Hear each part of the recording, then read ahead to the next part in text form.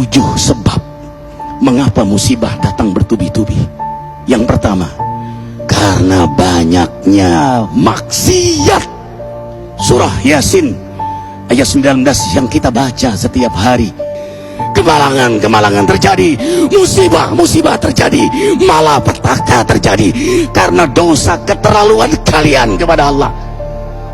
Yang kedua, karena banyaknya orang berbuat zalim.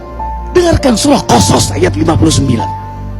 Kami tidak akan menghancurkan satu daerah kecuali para penduduknya banyak berbuat zalim.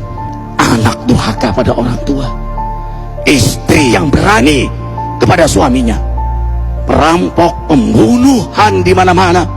Ini mengundang bala bencana.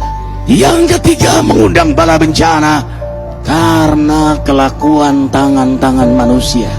Rum 41. Telah tampak kerusakan di daratan dan lautan karena tangan-tangan jahil manusia, agar mereka merasakan akibat perbuatan mereka.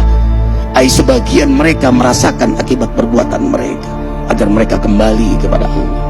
Yang keempat, bencana terjadi karena para tokoh melakukan kemaksiatan dan kezaliman.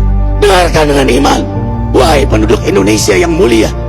Bila kami ingin menghancurkan suatu negeri, kami perintahkan para tokohnya untuk taat kepada Allah, tapi mereka maksiat, tapi mereka berbuat zalim, tapi mereka khianat kepadaku dan kepada makhlukku. Fahaqa alaihil qaul, maka haklah untuk mereka datang bala bencana seperti kaum Ad, kaum Samud, kaum Lut, kaum Nuh. Kami hancurkan sehancur-hancurnya. Siapa tokoh itu? Para pemimpin kita yang sumpah Al-Quran di kepalanya, demi Allah tidak korupsi. Lalu korupsi. Siapa lagi? Hartawan, orang-orang kaya yang dengan harta berpoya-poya, sombong, maksiat dengan kekayaannya di tengah orang yang banyak menderita.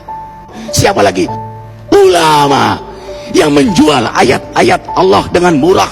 Subhanallah. Yang kelima, mengapa bala bencana terjadi? Karena orang-orang soleh, orang-orang baik diam melihat kemaksiatan dan kemungkaran. Surah Al-Anfal ayat 25. Takutlah kalian dengan musibah yang tidak hanya menimpa orang yang maksiat, orang yang berbuat zalim, tapi juga kalian orang-orang soleh. Maka masa bodoh dengan kemaksiatan bukanlah sikap seorang mukmin.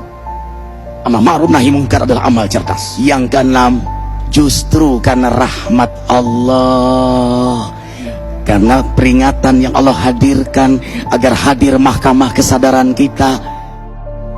Ikhwah, dengarkan dengan iman surah Al-Baqarah ayat 155, 156, 157. Kami pasti uji kalian dengan sesuatu yang buat kalian takut lapar, takut miskin, takut kematian. Tapi kabarkan berita gembira bagi hamba Allah yang sabar dari semua ujiannya, yang mereka berkata, sesungguhnya kami milik Allah dan sungguhnya kami akan kembali kepada Allah. Yang terakhir, yang ketujuh, ada yang nanya, bagaimana yang maksiat yang selamat? Tenang-tenang saja. Yang berbuat zalim malah sukses. Di mana keadilannya? Allah Maha Adil. Dengarkan surah Hud ayat 15-16.